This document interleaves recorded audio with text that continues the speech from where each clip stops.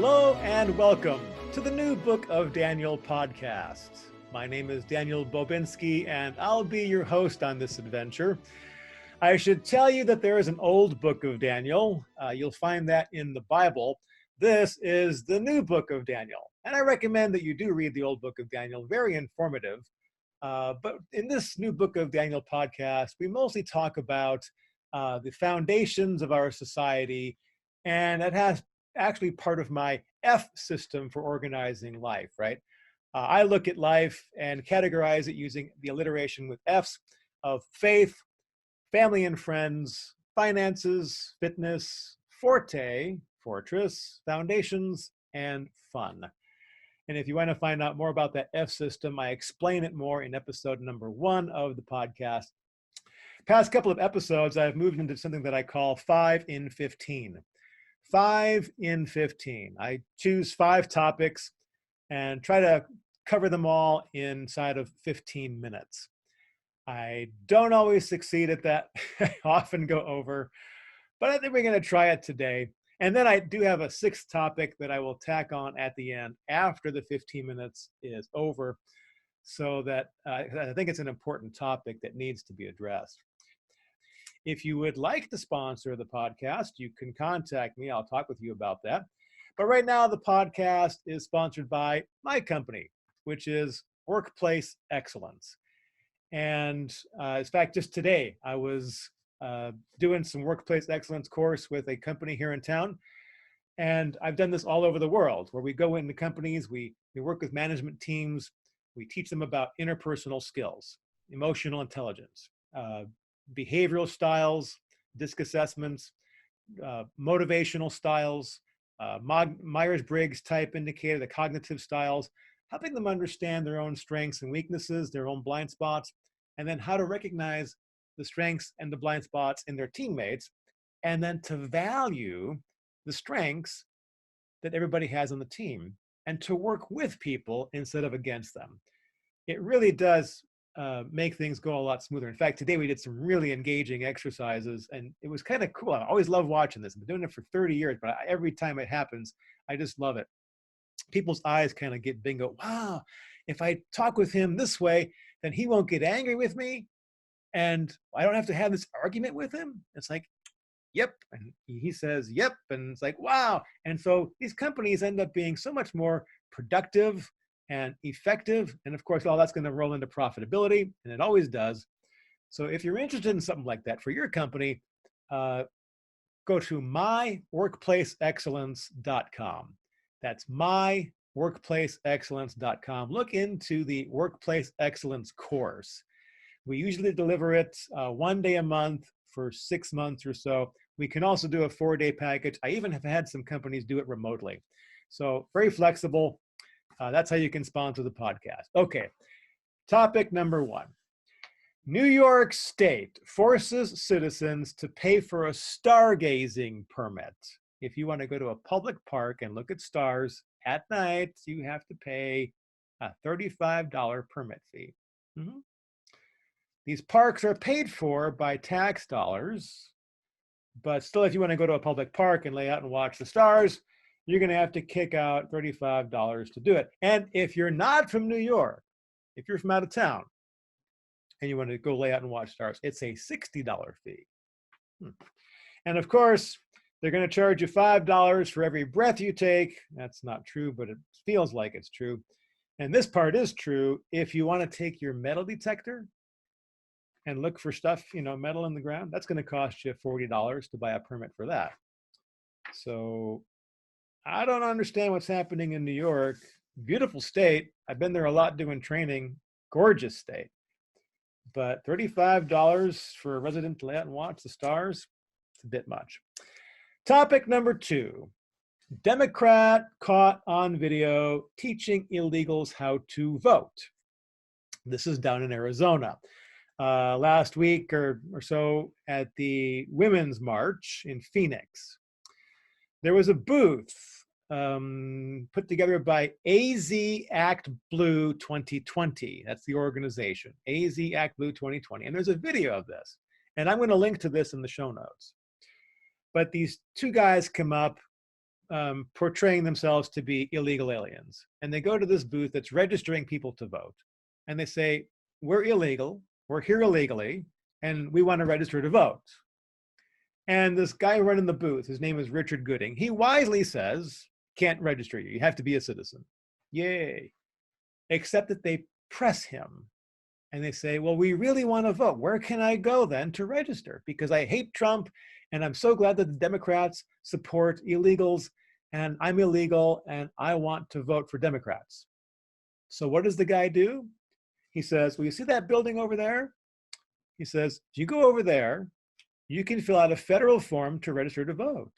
And there's a little box that says, are you a US citizen? And you can check that box, and they will not ask you to verify your citizenship. In other words, he told them how to register to vote illegally. He's telling them to defraud the federal government. I don't know about you, but I call this foreign interference in our elections. And if you've been watching the news at all over the past 3 years, you know that our leftist friends do not like foreign interference in elections, and yet they're registering people to vote who are not citizens. What do you think of that? What should happen to that man? All right. Topic number 3. Yes. Establishment Democrats panic as Bernie Sanders opens up a sizable lead in Iowa. Oh my gosh, Bernie is polling at 25% in Iowa. Mayor Pete is polling at 18, Joe Biden at 17, and our dear Elizabeth Warren at 15. And the Democrats are in a panic. Why is that? Probably the same reason they're panicked in New Hampshire, because Bernie is running 29% in New Hampshire, and Mayor Pete's at 17, creepy Uncle Joe's at 14, and Elizabeth Warren at 13. Have you seen Hillary Clinton coming out the past couple weeks talking about how Bernie is such a bad choice? Have you seen Barack Obama come out and say that Barry Sanders, is a bad choice? Bernie Sanders, thank you. Bernie, sorry, Barry. They're a little scared. They're trying to get Bernie out of the picture just like they did 4 years ago. All that shenanigans they pulled. Well, here's what you may or may not have heard, because on my last podcast, I predicted that Elizabeth Warren was going to get the nod for the Democratic nomination, that she was going to be the nominee. And the reason I say that is because back in November of last year, George Soros came out and said that he thought Elizabeth Warren had what it took. She had the qualifications to be president. And I looked at that, at his body language, and I'm going, he is going to support this, and he's going to pull strings to get Elizabeth Warren to be the nominee. Well, then, what, 10 days ago or so, the New York Times came out, and who did they endorse? Elizabeth Warren, along with Amy Klobuchar, but she's polling at like 2%. But so basically, Warren gets the nod from the New York Times. Well, then yesterday or the day before, the Des Moines Register in Iowa comes out, and who do they endorse? Elizabeth Warren. Even though she's in 4th place right now, that's who they're endorsing. So you know that all the strings are being pulled. Bernie is being dissed by Barry. He's being dissed by Hillary. They don't want him in the nomination. They don't want a socialist to be a Democratic nominee, which is kind of scary, though, if you think about it, that our country wants a socialist president. But why do I stand by my prediction that I think that Miss Warren is going to be our nominee? Let me take you back to 1992. The Democratic race there for president, George H.W. Bush is finishing up his term. He's not doing well. He's running for re-election, but he's not doing well. And the Iowa caucus in 1992, a guy by the name of Tom Harkin, Senator Tom Harkin, gets 76% of the vote. You would think if someone today is pulling down 76% of the vote, that they're a shoo-in, right? Tom Harkin, 76% of the vote in Iowa.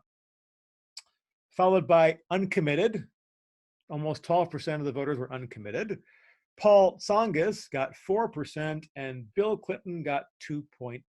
So Bill Clinton comes in essentially third place with 2.8% of the vote.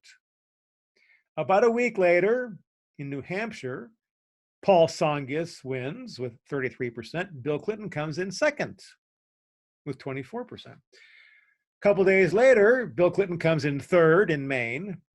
He comes in third in South Dakota.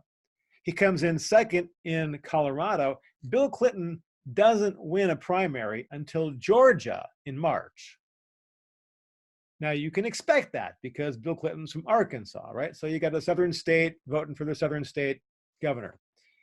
So if you ask me why I'm standing by my prediction about Elizabeth Warren, it's because of this history. Here, Bill Clinton was down running second, third place until March, and that's when he came to the forefront. I stand by my prediction. I think that Warren is going to get the nod. Okay. Topic number 4. Pakistan. A man, 26 years old, was blinded by his 4 brothers and his father. He's an Islamic guy. He has met a woman. He wants to marry her because he's fallen in love with her. But the father refuses to consent because where they live, marriage for reasons of love they're not heard of. Marriages are arranged by relatives. Young women are not allowed to meet or speak with strangers. And so the father considered the woman to be immoral and unfit for marriage because of this secret telephone relationship she had going on. So therefore, she's immoral, and he's not going to have his son marrying her. His son has dishonored the family. So the 4 brothers, some of which have been serving with the Taliban, hold this guy down. They beat him with batons, and they use the handle of a metal spoon to gouge out both of his eyes. He's totally blind now because that's Sharia law. You can do that under Sharia law. It's legal to do under Sharia law. The same as it's legal to kill a daughter because she doesn't dress with her hair, with her head covered. She brings dishonor to the family. It's legal. This is Sharia law. People say, people might say, why do you keep talking about Islam? Well, I want to bring it up because not everybody listens to every podcast. And we have some people running for office in our country who are Islamic. I am not going to name anybody specifically because I don't know them. But I just want to issue a warning and have you be concerned about things. So do your homework. And here's why. There's this thing called Taqiyya. All right. It says, does Islam permit Muslims to lie? Muslim scholars teach that Muslims should generally be truthful to each other, unless the purpose of lying is to gain the upper hand over an enemy. There are several forms of lying to non-believers, which would be like people like me and maybe you, anyone who's not a Muslim is a non-believer here. So forms of lying to non-believers that are permitted under certain circumstances, the best of which known as Taqiyya. These circumstances are typically those that advance the cause of Islam. In some cases, by gaining the trust of non-believers in order to draw out their vulnerability and defeat them.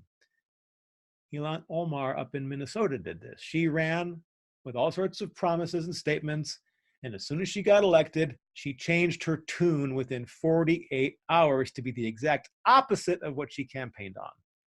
It's called Taqiyya. It's calling lying to get the trust of people and then turn and spin, right? Where did this come from, this lying to non-believers, right?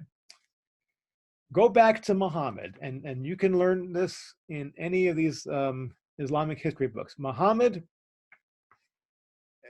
the founder of the Islamic faith, right? Except it's not just a religion. Islam is a religious and a political and a military system. And Sharia law is part of the military and political system. And you have this Muhammad guy who's in a battle. He's in this military mode, and he's not doing well against this particular general on the opposing side. And he's sitting around the campfire one night, and he's complaining about this. And one of his essentially lieutenants says, hey, if you'll let me lie, I will go and kill this guy for you. And Muhammad says, go ahead and lie, just don't dishonor Islam. So the guy goes over to the opposing camp, and he says, look, I'm defecting from Muhammad, but he's now after me and wants to kill me, and I need protection or I'm going to get killed. So the general says, hey, we'll protect you. In fact, you can even sleep in my tent, and we'll keep you safe here. You'll be safest here. So in the middle of the night, this guy gets up and he kills the general, beheads him, and rushes back carrying the head of this general to Muhammad, saying, here you go. And then Muhammad blesses this and says that it's okay to lie in the name of Islam as long as you don't dishonor Islam. If you're lying to defeat your enemy, it's called Taqiyya. You can look this up. Taqiyya. I will link to this, a definition, in the show notes. You can look it up for yourself. Why am I concerned about this? Because I watch interviews of moderate Muslims who are living in the United States, where reporters go up to them and say, okay, would you rather have Constitution or Sharia? Would you rather follow the United States Constitution or Sharia law? And these are moderate Islamicists who say, I'd rather have Sharia law. You just heard me talk about this guy who gets his eyes gouged out because he's wanting to marry for reasons of love, and that's allowable under Sharia law. This should be of great concern. So anyways, I just encourage you to become educated about this and to learn, if you haven't already. Just learn about this stuff. Be wary. All right, shifting gears to something a little bit different. Puerto Rico, right? Maybe you saw this in the social media news. I don't think it was shown too much on the legacy media news. Puerto Ricans march a guillotine to the governor's mansion as fury over Hurricane Maria's revelations explodes. Fed up with the government's incompetence, voters march a guillotine to the Puerto Rico governor's mansion. So what happened? As you recall, a couple of years ago, they had Hurricane Maria in Puerto Rico, and Trump sends all sorts of supplies. Homeland Security comes through, they deliver. That's over 2 years ago. And you recall them on TV dissing Trump and saying he's not supporting, that we need help, and Trump is such a bad guy. Well, this social media guy who calls himself El León Fiscalizador, I'm probably really botching that name, but it means the lion of accountability. And he sneaks into this warehouse with a bunch of people, and they got this on videotape, where they found all these supplies that were delivered during Hurricane Maria. And the people are livid because they just had some earthquakes down there, and people are living out in the streets. They can't live in their houses because they're unsafe. So these supplies could be needed, and still the government knows that they're there, and they're sitting on them. They were just holding them to make Trump look bad. So people are livid. So what do? They march in the streets. They're all upset. They have a guillotine that on wheels they push up to the governor's mansion. They're saying, look, we're ticked. We're upset with you. And I got to thinking, you know, Puerto Rico is a U.S. territory. Could this happen in one of the states? Think about it. And I was talking to somebody yesterday about this. Like, you know, pushing a guillotine up to the governor's mansion, how would that fly? And it's like, wait a minute, it would work. It would work. The media would support it if it was Democrats, right? You don't see it happening down in Puerto Rico because we got Democrat leadership down there.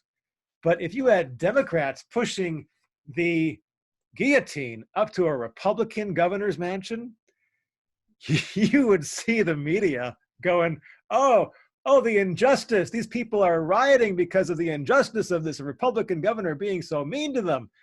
and they want justice, and look how irate they are, and they deserve justice. You know that's what the media would be showing, that they'd be all behind the people marching and wheeling this guillotine up.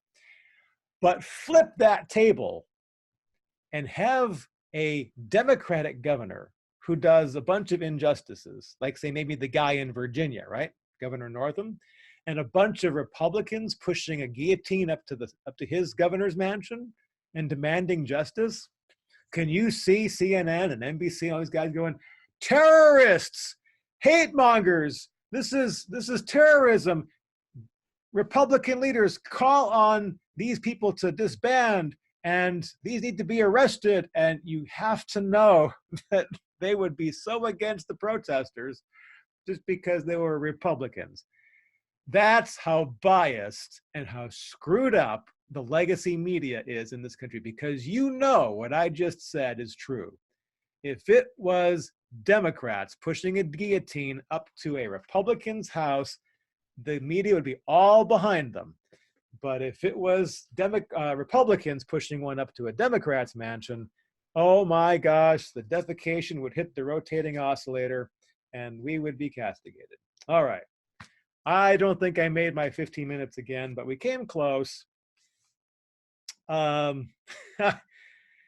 me wrap up by talking about something that's interesting, that should be of interest to all of us, actually. I live in Idaho. It's one of the freest, if not the freest state in the nation. In fact, they just came out last month. President Trump was with our governor announcing that Idaho was the least legislated state in the nation. We have the least amount of legislation laws against our people, which is one of the reasons I love living here. The government, by and large, stays out of our business. That's changing, though, because as people have been, escaping from California and Seattle and all of the oppression there, they've been moving here because of all the freedoms. Unfortunately, they're bringing their politics with them. And the valley here in Boise is one of the fastest growing regions in the country. It doesn't help that these cities are really nice to live in and they're making all sorts of top 10 lists. But anyways, we got some really good patriots in our House of Representatives, our state house. One of them is Heather Scott, true patriot. And she did something on social media here locally that really caught my attention. She was talking about this document that's put out by the Department of Homeland Security. And it's about domestic extremism. It's a lexicon to help people in government agencies understand terminology as to who's going to be a danger to them, right? AKA a domestic terrorist. And Representative Scott, Heather, she wants to get this petition signed that President Trump would have this document addressed and revamped a little bit, because it was created during the Obama administration. So if you're so inclined, you can go to the place where they have petitions, and I'll link to this in the show notes, and sign this petition to say, hey, please edit this document a little bit. And here's why. There are terms here that I find a little bit strange, that the Department of Homeland Security says that we are extremists, or maybe even terrorists. One of them is the patriot movement, a term used by right-wing extremists to link their beliefs to those commonly associated with American Revolution. Well, I believe in the principles of the American Revolution, that we shouldn't be governed by people who don't care about us, right? That we should have the principles of patriotism upon which our country was founded. That's a patriot, right? That is a American Revolution thing. All right.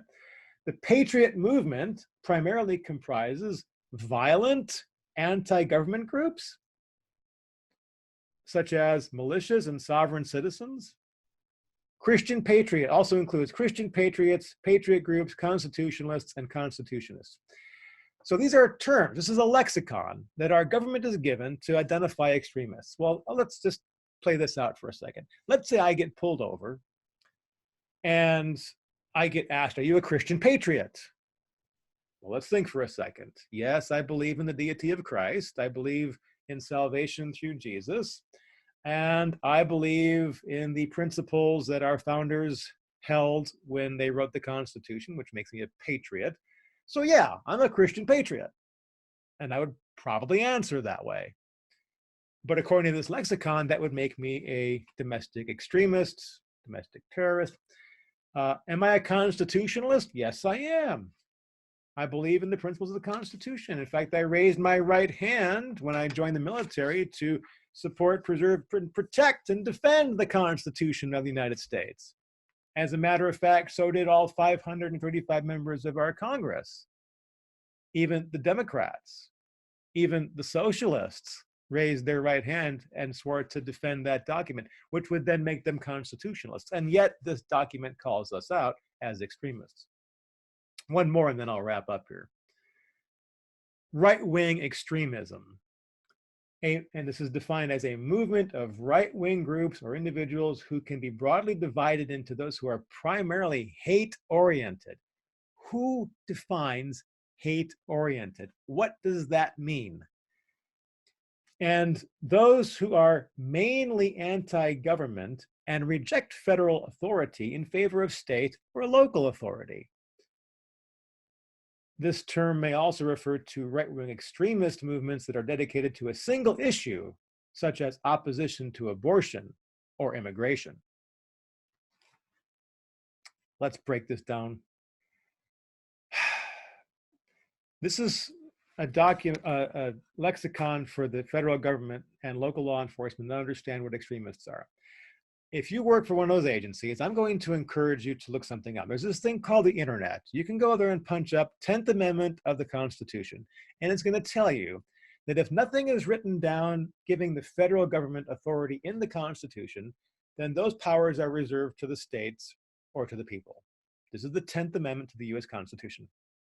If you are an employee of the federal government, this is the law under which you are employed. Capiche?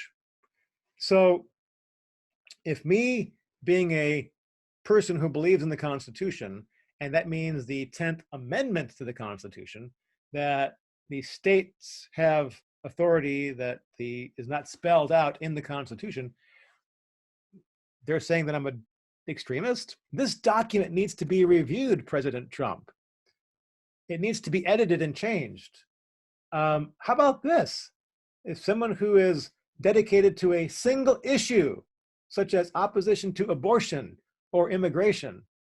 So if the ladies in my neighborhood go down to march at the Capitol, and my little 5-foot neighbor and my 5'4" wife, and we're all going down to the Capitol to march against abortion, all of a sudden we're extremists. President Trump, please have this document revised.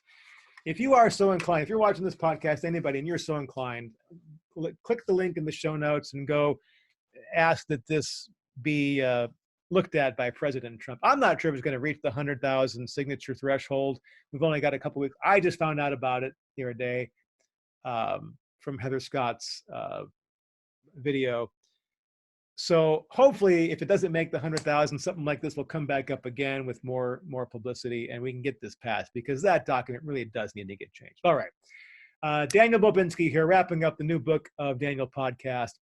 If you'd like to get a hold of me, do that by email using New Book of Daniel at outlook.com, New Book of Daniel at outlook.com. Follow me on Twitter at New Book of Daniel. It's quite simple, at New Book of Daniel. I've got a blog. It's newbookofdaniel.com. Want to read my political stuff? Go to uncoverdc.com, uncoverdc.com. And of course, if you want to support the podcast, go to myworkplaceexcellence.com. We very much appreciate that. I am Daniel Bobinski. This is the New Book of Daniel podcast, and we'll catch you on the next episode.